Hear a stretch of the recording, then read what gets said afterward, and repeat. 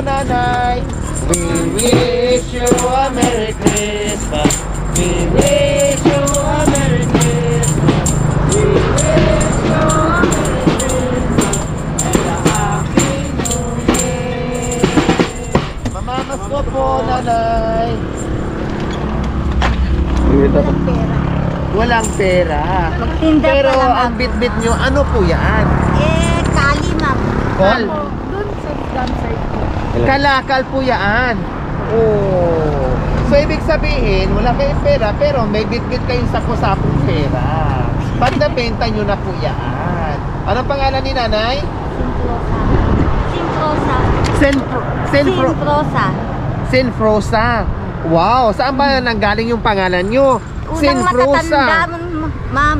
Ha? Unang matatanda, hindi ko namang alam kasi yung magulang ko nagbigay ng pangalan ko. O anong apelyido?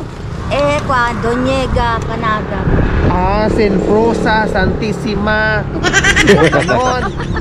Ay, Diyos ko, ang mga pangalan talaga sa mga sinaunang panahon, no? Ang hirap bigkasin, tapos parang di mo alam kung saan kinuha yon, no? Ang tagal-tagal.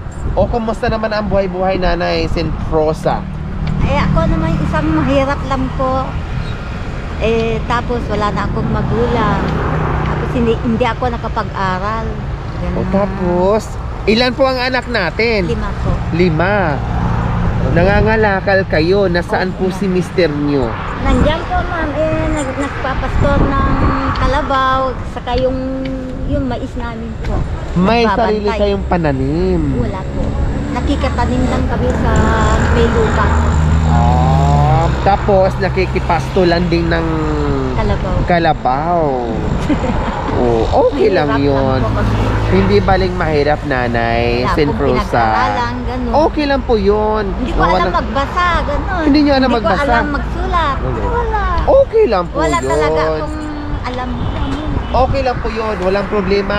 Wala kang pinag-aralan, hindi ka marunong magbasa. No? Ang importante, marunong kayo maghanap buhay para sa pamilya nyo. Basta madiskarte lang, hindi magugutom ang pamilya, makakain. And then, bukod doon sa sipag at tiyaga, siyempre, paaralin natin yung mga anak natin. Kasi tayo mga magulang, wala na tayong pinag-aralan.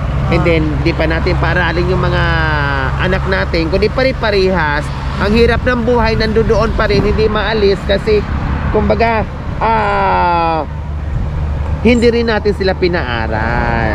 O, di ba? O, bakit, Nanay Sinfrosa, hindi po kayo nakapag-aral kahit sabihin talaga natin... mahirap yung mama ko sa papa ko. O, di ba pag nag-aral ka ng grade 1, grade 2, o hindi naman masyadong magastos yung baon lang na piso.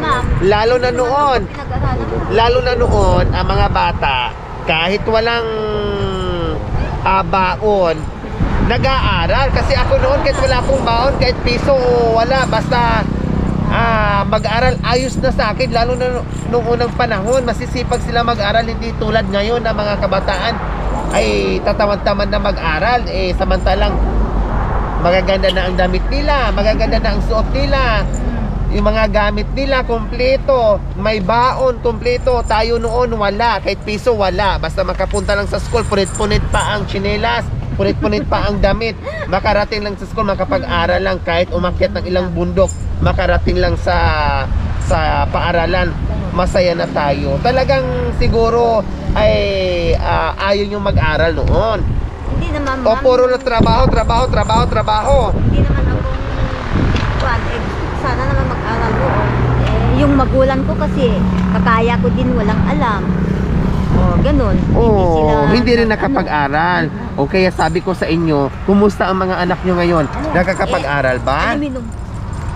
Nakapag-aral din, ma'am. Meron din grade 6, ganun, grade 5, grade 4, ganun, ma'am.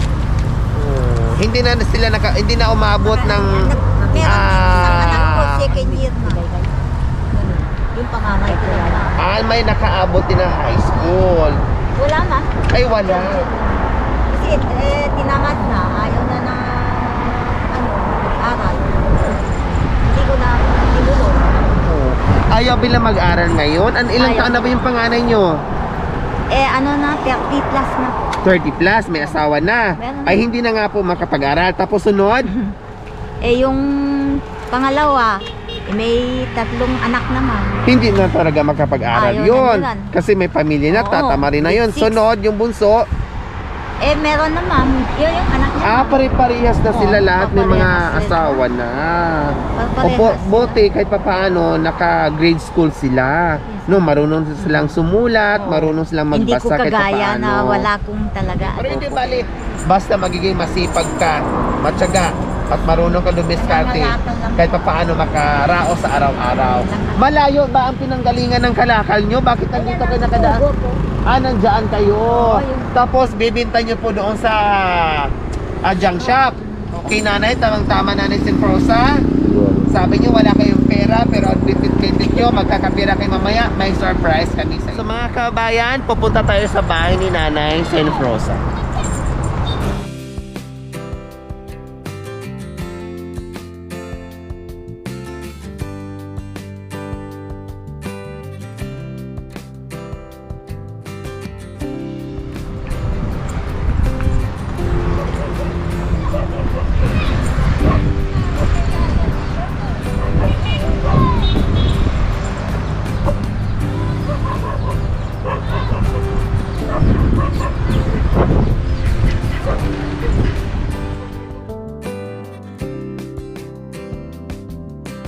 Nandito tayo sa paraiso na bahay kubo ni Nanay Sinfrosa. Ayan po, nandito sa gitna ng bukid. Ang sarap ng hangin dito mga kabayan. Ayan po na patatyo, tara puntahan natin. Marami pang pananim dito mga kabayan. O di ba? Pasok mga Armelios!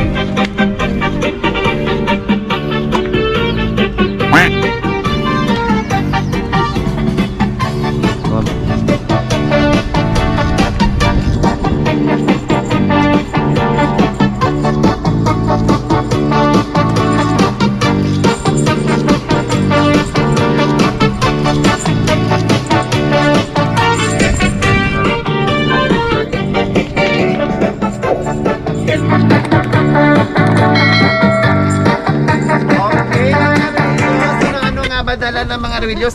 Diyos ko, napunit pala yung duster ko mga kabayan. Oh, ayan, napunit sa kakaikot ng mga iba't ibang probinsya dito sa Tugigaraw, Cagayan. Okay mga Armelios, ano yan? Meron po nanay, meron po kayong isang sako sila dito po. Nanay, meron na mo ay panghanda sa Pasko at sa bagong taon. May spaghetti. Pababa! At syempre, samahan na po natin ng parang patulak. At syempre, hindi mawawala yung aming Cheesy! Smile nga po kayo dyan, Nay. Smile nga po. Yun. Yan, may pang spaghetti at pang salad at iba pa. Yes, ano pa? At saka may pabilog! Wow! Ano po yan, nanay?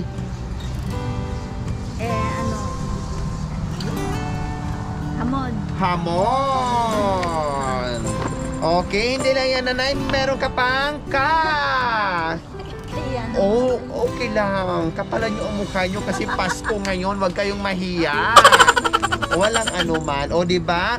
Ang sipag-sipag nyo kasi nangangalakal. And then sabi nyo, wala kayong pera, pero bit-bit nyo kanina ay magkakapera din yon, Pambili no? ko sana ng ano yun. Ano po? ng bihon sana. Para? Sali si Bena sa drink ko. Oh, di ba?